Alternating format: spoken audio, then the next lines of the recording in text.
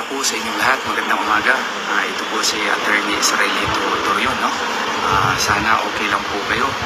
I am doing this live message, no, for all our brothers OFWs at saka overseas voters po.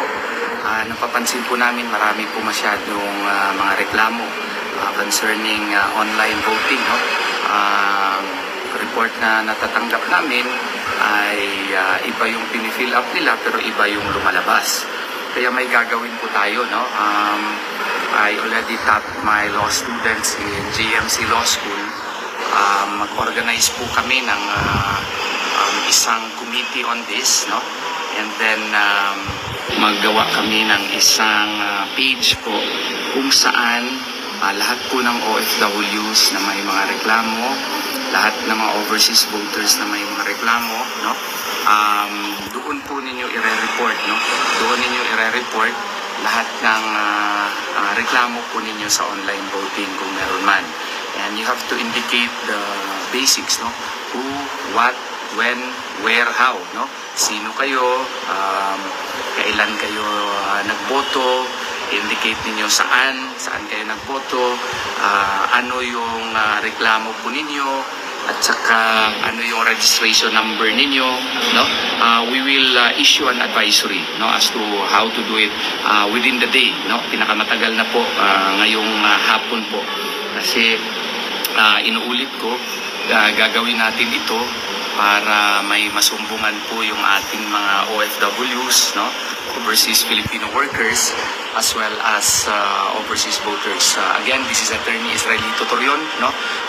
Ako po yun ng legal counsel po at saka petitioners po sa nag-file ng kaso doon po sa Korte Suprema about sa online voting at saka yung pag-implementa sana ng manual counting of votes sa precinct level. So, marami po kaming natatanggap ng mga reklamo po ng mga OFWs at saka overseas workers. So, I tasked my students, no, mag-create kami ng team within the day at magawa kami ng page kung saan po kayo pwede po makapagpasa ng inyong mga reklamo about sa online voting, so that we have to paper the words, no? What do I mean by paper the words?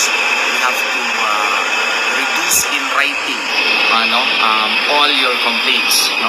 Gawaan natin ng affidavits lahat, no? Kailangan namin malaman sino kayo, saan kayo nagboto, anong registration number ninyo, ano po yung specific na reklamo ninyo, ano yung ebidensya ninyo. Kailangan po ebidensya na klaro kung ano yung reklamo ninyo sa online voting, no? So, ngayong hapon po, gagawin natin yan. Mag-issue kami ng advisory, gagawa kami ng page po, no? Gagawa kami ng page para lahat ng mga OFWs po na may reklamo, mga registered, mga overseas voters po na may reklamo, doon po ninyo idulog sa page na iyon para malalaman namin kung ano yung specific details ng inyong mga reklamo and matugunan natin. We can do something, we can file the appropriate manifestations in the Supreme Court as well as in the COMELEC. Why are we doing this? We are doing this kasi hindi lang po pwede na magreklamo tayo. Kailangan ma-reduce natin into writing lahat. Makuna natin ng mga affidavits po lahat. Makuna natin ng ebidensya lahat.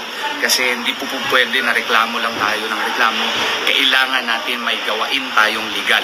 So, nakikita ko po yung need dyan. So, I already requested the help of my CLEP advisor, no, si Attorney Gretchen Caniedo, and magpapatulong din ako ng aking assistant din, si Attorney Resi Rizada Nolasco dito. And we have classes kasi yung CLEP, pwede nag-signify sila ng kanilang readiness, no, to help our country, and we will paper the world.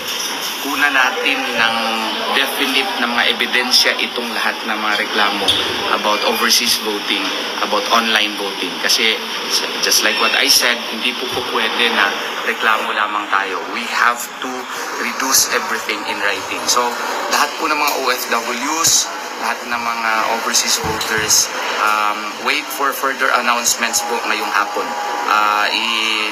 i-post ko po sa aking Facebook, no, account kung saan kayo magreklamo para we can do something about it. We can file the appropriate manifestations or motions in the Supreme Court or if necessary sa COMELEC din.